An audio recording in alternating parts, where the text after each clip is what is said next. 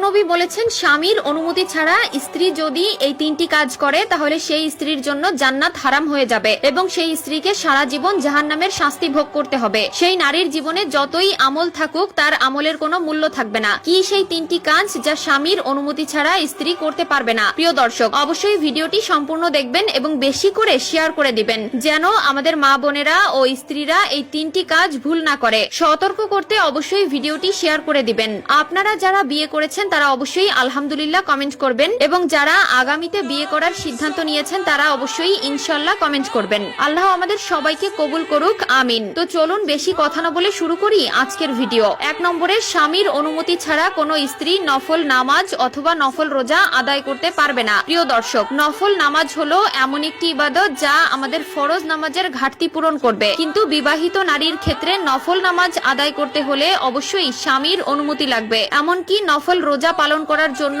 স্বামীর থেকে পারমিশন নিতে হবে। 2 নম্বরে রয়েছে, স্বামীর অনুমতি ছাড়া কোনো কিছু দান করা যাবে না। আমাদের মুসলিমদের জন্য দান সদকা করা ওয়াজিব। গরিব দুঃখীকে সাহায্য করা আমাদের দায়িত্ব, কিন্তু স্ত্রীদের ক্ষেত্রে স্বামীর অনুমতি ছাড়া তার উপার্জিত কোনো কিছু দান করা যাবে না। যদি কোনো স্ত্রী স্বামীর অনুমতি ছাড়া কিছু দান করে তাহলে তার জন্য তাকে আল্লাহর দরবারে জবাবদিহি করতে হবে। নারী হলো সেই জাত যাকে আল্লাহ তাআলা পুরুষের আনুগত্যের জন্য দুনিয়াতে পাঠিয়েছেন। স্বামীর আনুগত্য করা নারীর ধর্ম। তাই নফল নামাজ, নফল রোজা এবং কোনো কিছু দান করার আগে অবশ্যই স্বামীর থেকে অনুমতি নিয়ে নিবেন। 3 নম্বরে রয়েছে, স্বামীর অনুমতি ছাড়া বাহিরে বের হওয়া, অর্থাৎ বাজার ঘাট, মার্কেট, কোথাও ঘুরতে যাওয়া ইত্যাদি। স্বামীর অনুমতি ছাড়া যদি কোনো স্ত্রী কোথাও যায় তাহলে তার জন্য পরকালে কঠিন শাস্তি অপেক্ষা করছে। আজকালকার নারীরা স্বাধীনতার নামে নিজেদেরকে অশ্লীল বানিয়ে ফেলছে। স্বামীর আনুগত্য তো দূরের কথা, নিজেকে পণ্যের মতো সকলের সামনে উপস্থাপন করছে। স্বামীর কোনো হুকুম, কোনো হক, স্বামীর প্রতি যে দায়িত্ব তা পালন না করে নিজেদের স্বাধীনতা নিয়ে ব্যস্ত হয়ে পড়েছে। সেই সকল মা বোনদেরকে বলতে চাই,